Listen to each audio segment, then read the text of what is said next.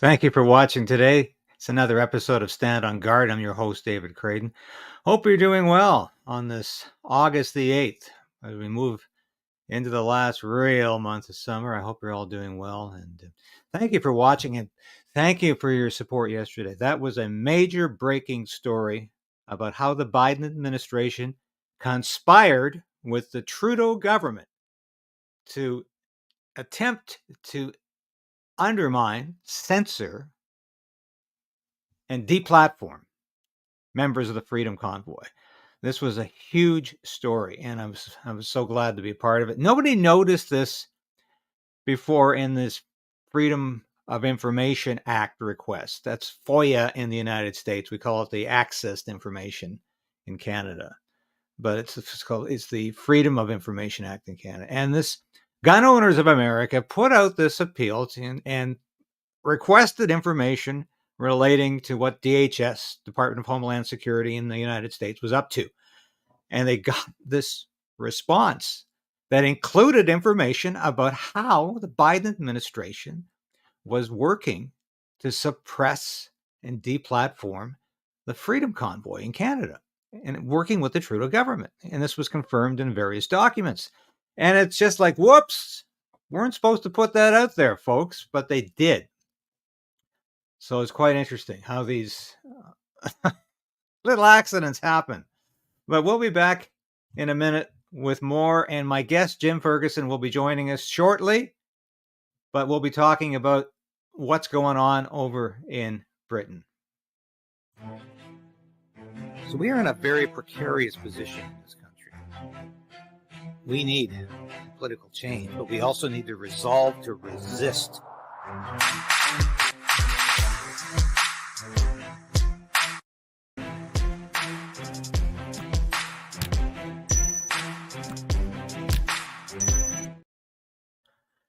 Yes, as Sasha the cat always said, please ring that bell, like us, and give us the thumbs up, because believe it or not, it does beat the YouTube suppression, which happens to all of us who are trying to do truthful, objective news. Small c conservative news. We cover the stories that the mainstream media will not cover, refuses to cover. And for doing that, you get suppressed. And it's going to get worse as we get into the U.S. election. As we get closer to the U.S. election, the suppression and the censorship is going to be intense, and we have to be aware of it, and we have to fight back. So that's what we're trying to do here at Stand on Guard. And I think it's very, very important to keep fighting. And I was so glad when we talked to Gord McGill yesterday that he was really attuned to what the Online Harms Act was about. And unfortunately, not enough Canadians have been or are aware of how dangerous, how seditious, in the real sense of the word. We're not the seditious ones here on YouTube or on Rumble or who are doing this work as independent journalists. We're not the seditious ones. It's the government that is seditious, trying to destroy free speech. And I think it's interesting that somehow the shoe gets put on the wrong foot every time. So I want to share a couple of videos with you this morning before we get into the interview. And I think this is it's noteworthy that what's happening in Great Britain right now is it's very sad, because the country is coming apart at the seams. That is the focus here. I mean, I'm not here to say that rioting in the streets is ever right. It doesn't bring positive change. But I'm also here to say that this crazy, idiotic Prime Minister, Keir Starmer, Sir Keir Starmer, you're called a sir before you even become Prime Minister. Usually that's reserved for like a decade after your retirement. And they gave this fat, pudgy bureaucrat the title of sir. For what? Because he was a good bureaucrat for years? No, everything about this guy just sets me on fire, because he's, and I mean that in terms of anger about what this guy stands for. How the hell he ever became the prime minister, I don't know, because he can't articulate his policies He is literally one day saying this and the other day saying that. There's no consistency to what he says, and I think it's indicative of how crazy politics have become in these, shall we say, latter days. Do you feel like you're living in some kind of last days, that everything is crazy? We're on the verge of war right now. We're on the verge of war in Ukraine. And yes, I know there's a war raging, but I'm talking about a European war that in the past, twice now, has escalated into a world war within weeks. And that's exactly what could happen with Ukraine. We are still poised. And the Middle East remains a tinderbox. And we do not want to go to war with Iran, regardless of the wishes of Israel. We don't want a regional war in the Middle East. It's crazy. The potential for use of nuclear weapons there is just as strong as it is in Europe over the Ukraine war. In fact, it might be stronger. So, this is absolute nonsense. And I see Jim is here. Jim, welcome aboard. Hey, David, great to be with you. How are you doing? Oh, so nice to see you again. I'm looking for a voice of reason and common sense, but over these riots in the UK, I think I understand them. I think I know what's going on, but I certainly need your able advice on this, because a lot of Canadians understand this was all began with the murder of these 3 children in a Taylor Swift dance class, which I didn't even know existed. But anyway, this was a complete outrage. And of course, then there were reprisals and counter reprisals, and it goes back, and the violence is just escalated. And I think a lot of Canadians are wondering, is this a case, as far as you're concerned, is this a case of just too much mass migration too soon? Because it seems to me that if you don't allow too many people in at the same time, they have a chance to assimilate, to understand British culture, to understand British democracy, what's left of it now, and less of a chance of this incredible, shall we say, this cleavage that's developed ethnically and over religion in Britain. How do you sum things up here? Well, what we're witnessing in the United Kingdom right now is unprecedented. It really is escalating. And there's been accusations towards the newly appointed Prime Minister, Keir Starmer, of two-tier policing, which he, of course, has denied. But the evidence suggests something else. And there is a great polarization now taking place within some of those within the Islamic community, the Muslim community, who have been out on the streets, attacking people, attacking pubs and cafes where people have been in. They weren't even involved in any protest, but they were just attacked because they were there. They were in their way. What we're witnessing is something quite unprecedented. And just before I've come on with you, there's video evidence emerging of a Labour councillor, a politician, who has called for the slitting of the far right's throats, as he put it. Now, the vast majority of people in the United Kingdom are very tolerant. They're very good-natured. They're very reasonable. And of course, normal migration, as we all know, is something that's happened in Britain and America and Canada for many, many years. Normal migration is not a problem. But when you put so many people in unprecedented numbers, and there is what's clearly a two-tier policing system occurring now in the UK, with once again further evidence emerging of police officers saying this is what's happening. There was I think it was on Talk TV or a radio show, just within the last sort of 20, 30 minutes, where a police officer has phoned in. This is a riot police officer, somebody who's specially trained and goes in to face off, or has been going in to face off against people in difficult situations. And he's admitted, he says, yes, our senior officers are telling us not to go in against certain segments of the community. And he has given examples of Muslim men who walk past with machetes and baseball bats and basically tap it on their riot shields, knowing that the police have been instructed not to take those weapons off them.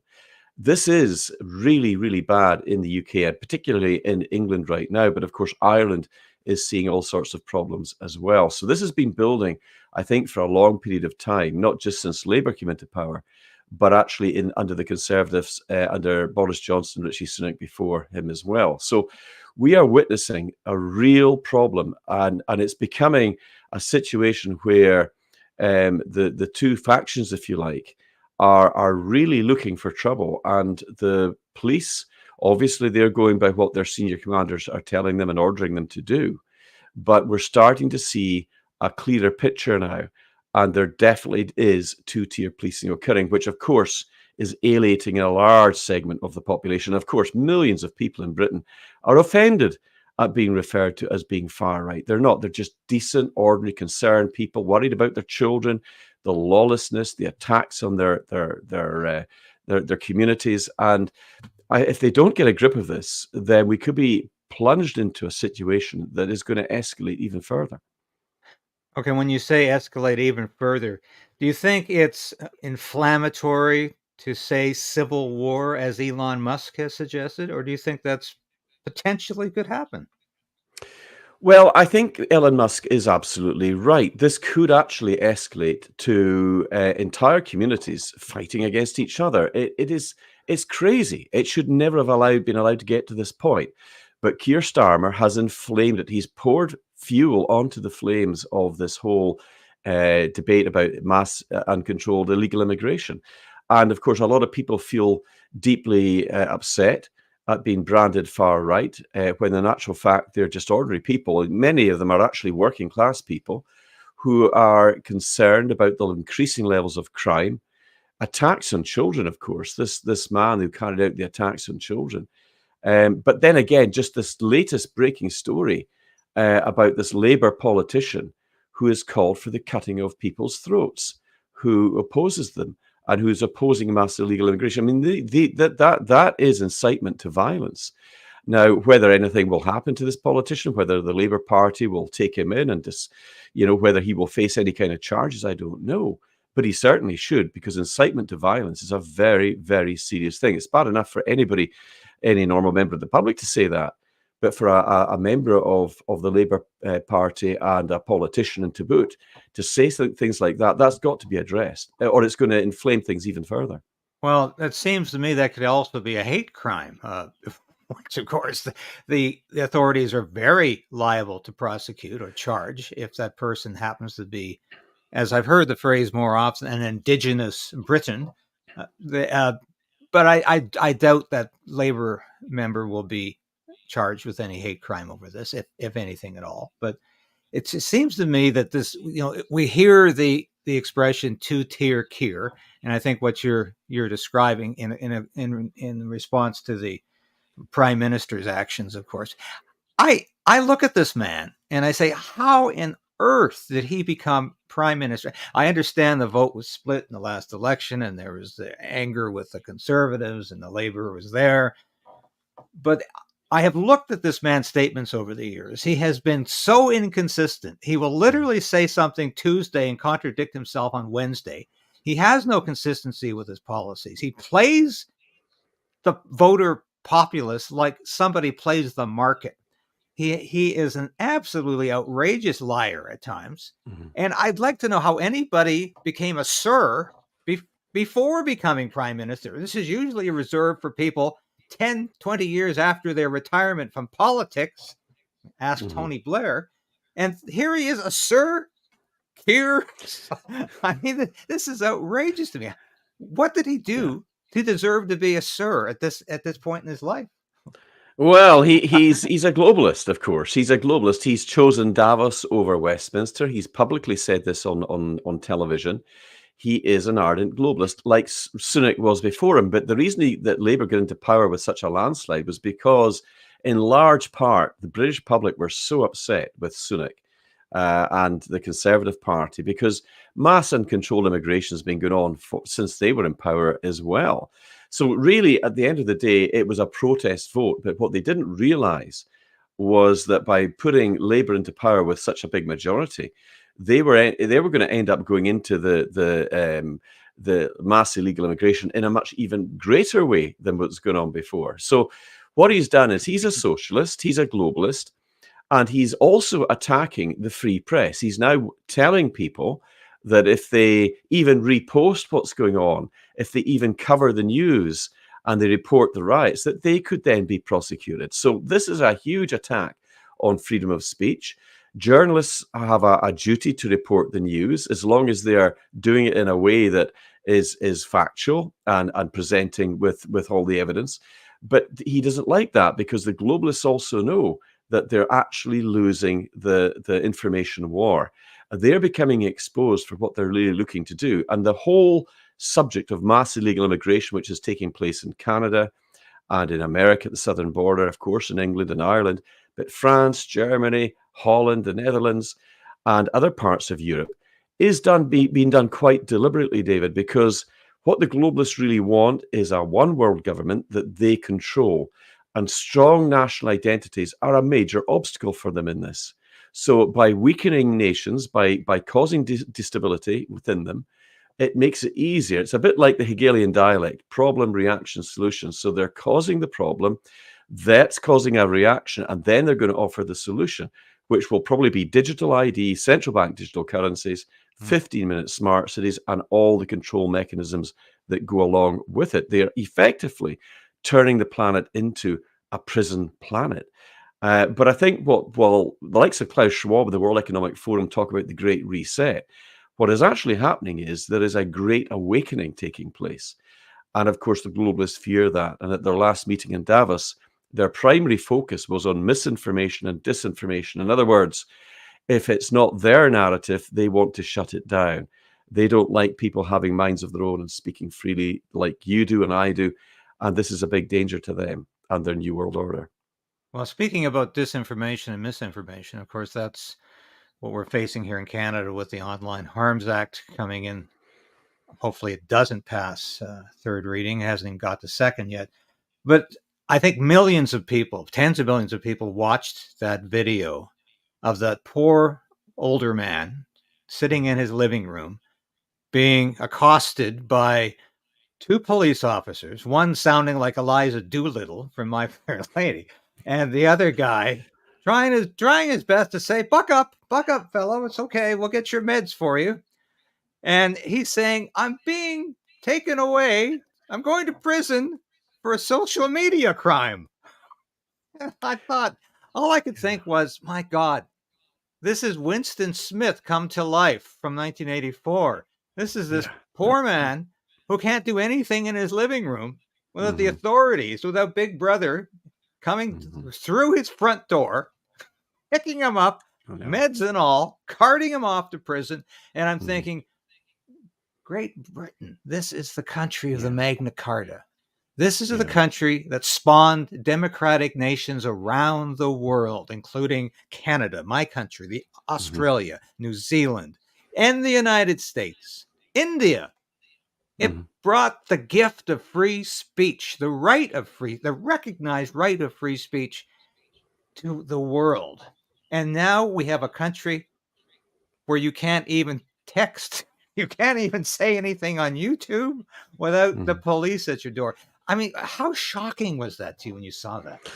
Well, shocking beyond belief, because when you see armed sections of the community carrying machetes, baseball bats, iron bars, lumps of wood, and attacking people at random, that is something that the police need to take action on. But they're being stood down. They're being told to take a hands-off approach. That has been evidenced in further information that's come to light, as I say, in talk TV or talk radio. There's police officers that saying, look, I was a riot police officer. I've been told not to react to that. But when it came to maybe football matches with ordinary Brits, they were told to go in really heavy. So there is definitely two-tier policing taking place. And that's upsetting to people. Most people just want a fair treatment. If anybody, regardless of their race, religion, color, breaks the law, they should be treated equally. But that's not what's happening in the United Kingdom at the moment. And I love Canada. I love the Canadian people. And I saw the people in Canada brutalized during the mandates and the lockdowns. And they were spirited and they peacefully stood up and they resisted. And they were beaten down by the Trudeau regime there as well. So it looks like we've got an ardent globalist in power in number 10, taking his instructions from Klaus Schwab and the World Economic Forum, the Council of 300, the Trilateral Commission, all these other globalist groups. And they're not putting the interests of the British people first. In fact, they're actually causing, and some would even argue, David, some would say they're even trying to cause some kind of really serious civil disturbances just to try to usher in their solution, which would probably be more like lockdowns, restrictions of free movement, that type of thing. And certainly the attacks on free speech is now completely unacceptable. And I don't even think there's any kind of legal precedence. I don't think it can be even enforced. I think what they're trying to do goes against every law for freedom of speech that exists. But they're going to try it, and they're trying to intimidate people into being silent and accepting this globalist regime. But it's really bad in England right now, and there are people that are too afraid to go outside and even just walk down the street in case they get targeted by these far left, very, very dangerous groups. And indeed, there was an Israeli-owned defense contractor that was broken into by Palestinian Action, very, very far left, very violent people. I covered that on my channel as well. And there's been no condemnation from the Labour Party or from Keir Starmer. They attacked police officers with sledgehammers.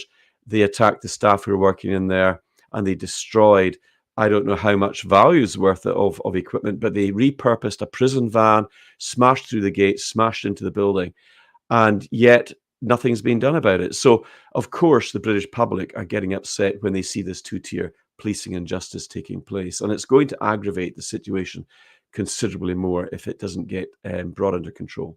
Well, we saw the same attitude and the same reluctance to prosecute blatant crime during the Black Lives Matter phenomena here in North America. It was largely in the United States.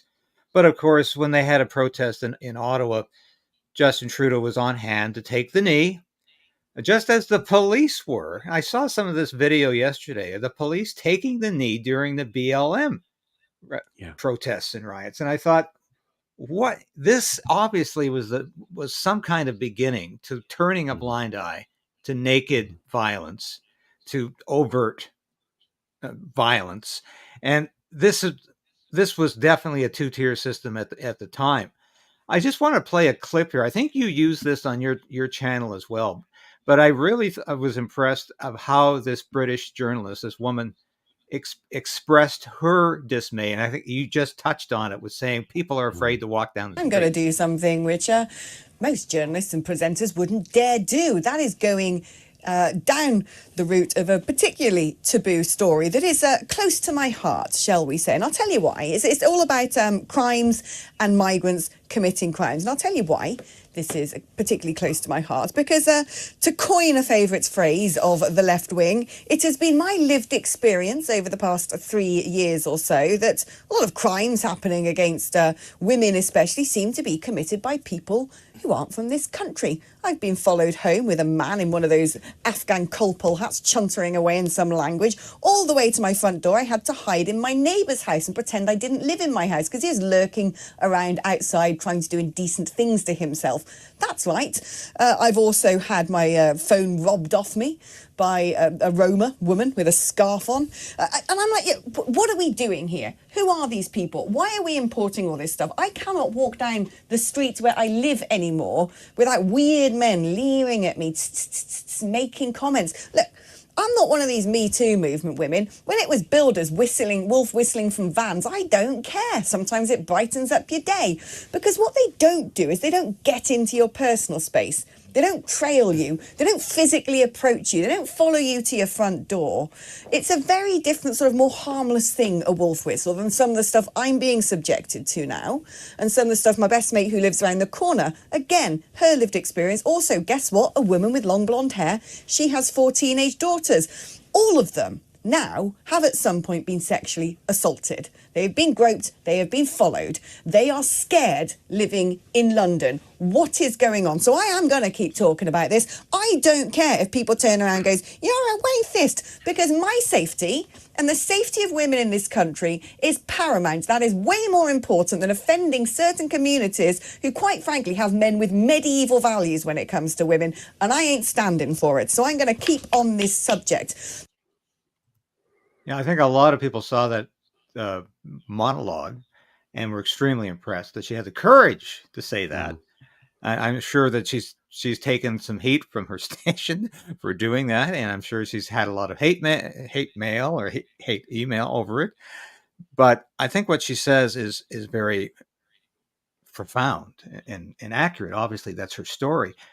But are there moderate Muslims out there who are saying this has to stop because they are tarring everybody of the Muslim faith as bandits, as rapists, as potential murderers, as machete wielding thugs? Is there a layer of the Muslim community in the UK that is saying we oppose this as well because we want to be good Britons? Because I work with Muslims every day in Canada who say that about being Canadian. They're proud to be Canadian, and they're fighting gender ideology. They're fighting gay pride season. They're fighting they're on the same side as I am on a lot of these issues. And they don't want to get involved in protests against foreign wars. They don't want to get involved with gangs. They want to be good Canadian citizens. And I'm sure you have the same situation there in Britain, where you've got Muslims in that community who are saying, stop this because you're killing us all. Yes, well, first of all, I will say Alex Phillips and I know each other. She is a former member of the European Parliament, the Brexit Party, when I was a parliamentary candidate as well. So she's a very, very tough lady, and she's absolutely right in what she's saying. Women no longer feel safe, and it's because these mainly young fighting age migrant men who've been coming in think that they've got open season on anybody that they see. And of course, Keir Starmer's two-tier policing system is encouraging them to do this. But there's a lot of very moderate Muslims out there, and I know many as well. I've worked with great people who are of the Muslim faith. And indeed, there is somebody coming onto my channel. He's a friend to the channel. I've been on his show many times. He's been on my show many times. And he's coming on Friday evening. We're going to be talking about what's being witnessed and reported. And indeed, on my Twitter channel right now, there is a post from a lady that I don't personally know, but she's a Muslim lady, a very sensible, very moderate lady, and it's gone viral. I think it's sitting at 1.8 million views at the moment. But she's talking about the fact that these massive amounts of illegal migrants coming in from countries where they're used to behaving in this way is causing great concern to those who have integrated well within British society. Not all Muslims are bad, far from it. But what we're witnessing is a segment of these illegal migrants who are out of control. They haven't integrated, and they've got no intention of integrating into society. But once again, there is a design. This is not by accident. It has been flooded in by the globalists and the globalists who are sitting in our parliaments and in our government quite deliberately to purposefully destabilize the countries that they actually are targeting. And it's once again all designed to bring countries to the point of conflict so that they can offer a solution. But there's always a catch.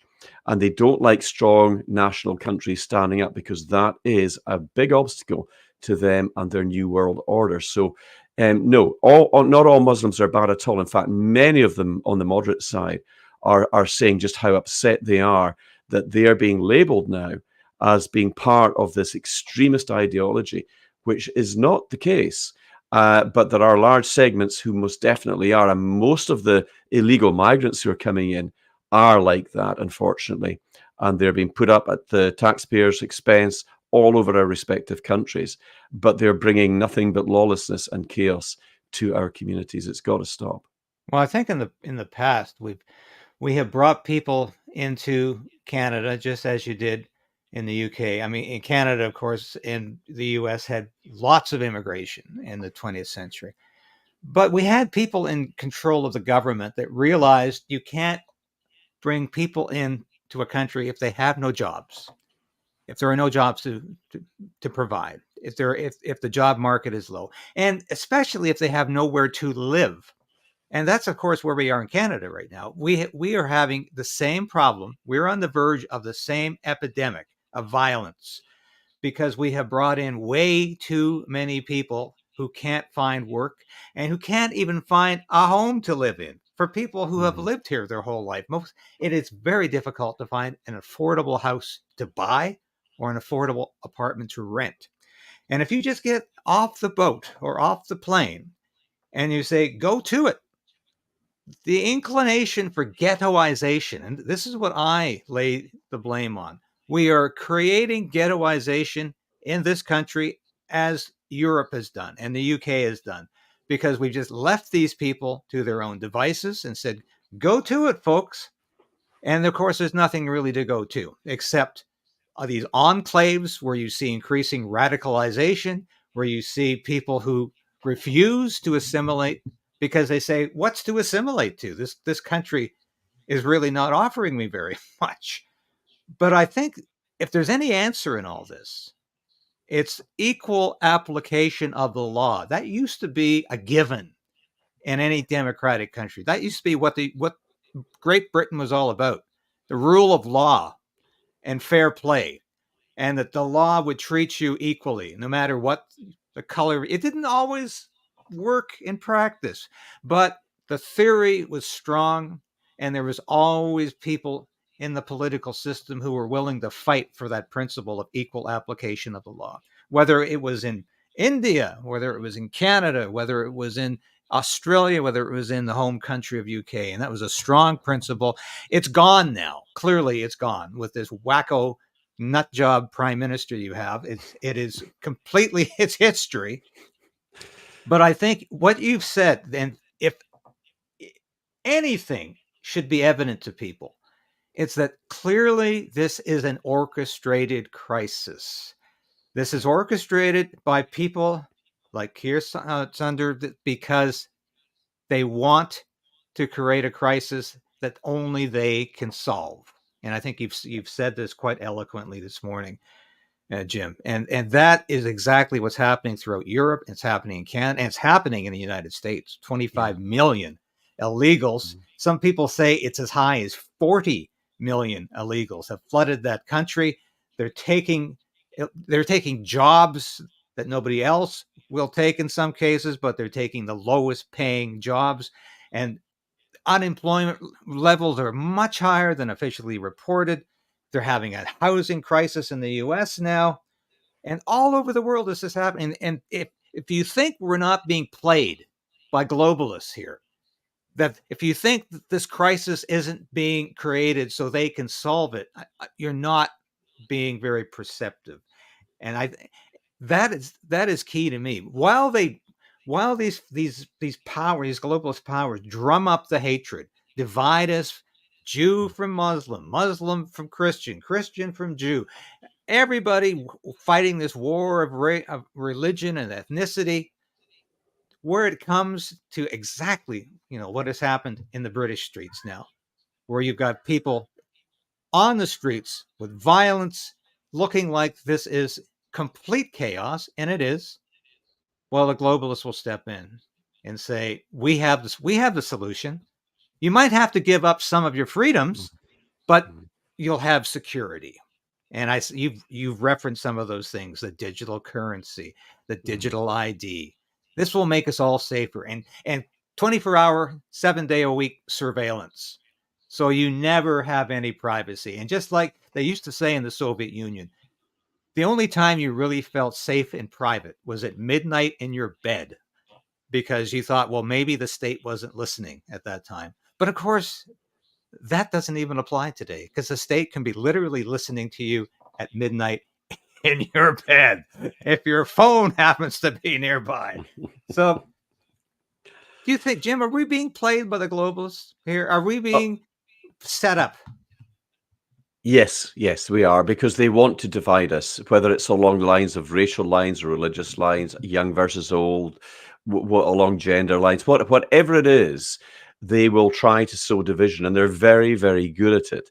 But I mean, Ireland's a case in point. It's getting even worse in Ireland right now because even if people have come into the country, if all they have to do is show that they've been there for the last 6 months, even in a tent, and they're now standing in the local elections, they can now vote.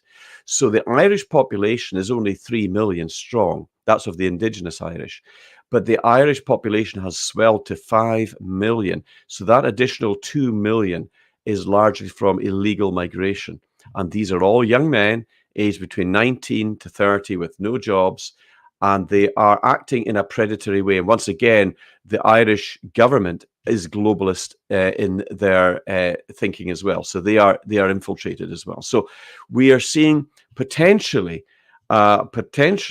massive civil disorder taking place, not just in the UK and England, but also in Ireland as well. But the interesting thing is that although we've traditionally and historically had this north-south divide, where Protestants and Catholics were pretty much at war during the times of the Troubles, I've seen very interesting footage come out of Ireland. Of course, I've been to Ireland, and I've seen where the people in the north and the south are actually coming together because they recognise what the globalists are doing to their respective countries, and they are coming together in unity. So there is some good coming out of it, certainly from that point of view. But it's bad news as far as globalists are concerned. They are, unfortunately, very powerful. They're very well funded. And the lying mainstream media, of course, are complicit in all of this as well. They're not reporting the truth. And it's great to see channels like yours, David, who speak the truth and are coming out with all of the content to showcase what's really going on and speaking truth to the powers that be as well. And I'm absolutely delighted to have been on to give you a bit of a perspective on what's going on here in London and in England and the UK and wider afield as well.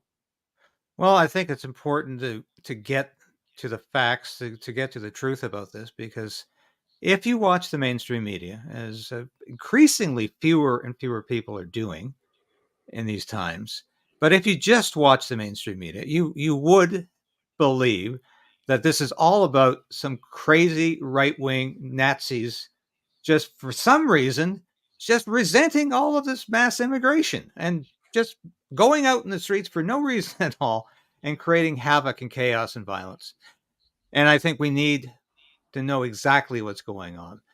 I think the answer, as I've said, is not to marginalize any group except the criminals, whether they be whatever their skin color.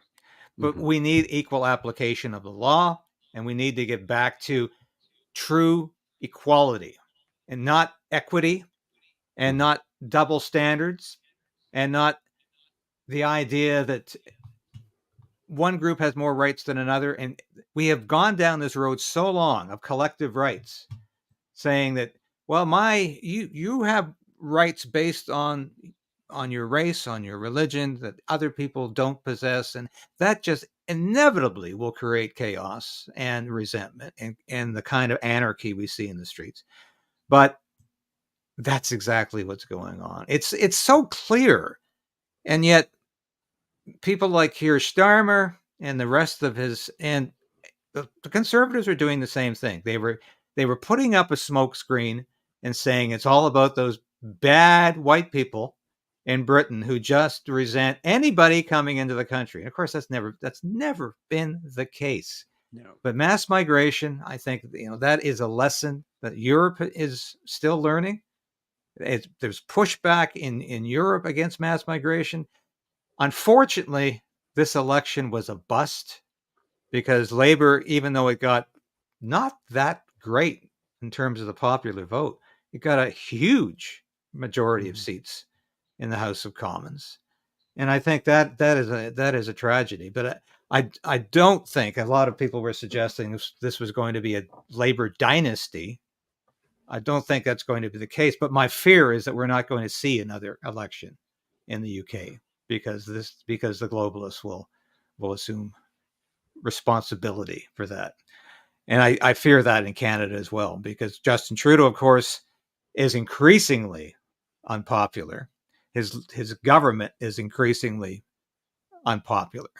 But I'm not sure we're going to have an election in 2025 in Canada, because we might have another pandemic. We might have another crisis that the Liberals will use and leverage against freedom in this country. That's, God knows they've done it in the past. But thank you for the work that you're doing with Freedom Train International, and I wanted to put up your Substack here with no, sorry, there. But you're doing some tremendous work for freedom, and I think that is what we have to bring this back to. This is about the cause of freedom, and it is so important that we continue the fight, even though the odds look. You have said, I've heard you say this repeatedly, we can turn the tide if 3% of the population is willing to fight for freedom. Absolutely, and you just need to look at the American Revolution to find it. It was only 3% of Americans that actually stood up and fought against British imperialism and colonialism, and of course they overcome them. And I think that's the sort of the magic figure. It doesn't take massive amounts, but 3% of any population that's willing to stand up in a peaceful way, a principled way, saying we do not comply, we're not going to go along with this. And there's not a police force, there's not a military in the world, in those countries, that managed to get to that 3% figure that would be able to stop them. And I think that's what we're really looking for. We're looking for peaceful change. But these globalists have got to be taken out of those positions, because they're never going to stop their destructive methods. And what they're doing is by design. And it is causing chaos wherever they go. And we've got to push back against it. But, I take my inspiration, believe it or not, from Canada and from the Canadian people. That's why I founded Freedom Train International, which is now the fastest growing freedom movement in the world. And it looks like I'm going to be coming over to Canada very soon. So I'm going to talk to you probably off table about that. I'm going to give you some details, but it looks like that's going to go ahead. And of course, I was very, very fortunate to be there towards the end of October last year. I met many great people within the freedom movement in Canada, and I always said I would come back at some point. Well, it looks like that's going to happen. So I'll be letting you know a bit more details about that once the dates are confirmed. Well, thank you for coming on today, Jim, and we look forward to seeing you when you come back to Canada. Of course, we met when you were here the last time at a wonderful evening of fantastic speeches, and Christine Anderson, of course, was there, and others. Sure. And it was a marvelous evening. I think we all left inspired, and I think we're still willing to keep fighting, because there's a line I always like to mention, and I'll get you out of here soon. But the classic movie Casablanca. There's the freedom fighter in that movie, played by the great Paul Heinrich. He's asked why he keeps fighting, and he says, "You might as well as ask why we continue to breathe." He says, "If we stop breathing, we will die. If we stop fighting, the world will die." Magnificent lines from a magnificent movie that I think are so applicable today, because just like in the age that movie premiered in was 1942, and the world was imperiled by the Axis, the Nazi threat. Today, we are imperiled by the globalist threat, and we have to keep fighting. So thank you for joining me today, Jim, and I'll call on you again, and I appreciate you coming on. And remember, that's Freedom Train International. Support it. Jim Ferguson is your man, and he's doing a great job. So thank you for joining me today, Jim. And all of you out there who joined us today, thank you for your support. And we'll be back again tomorrow with more of Stand on Guard. Bye for now.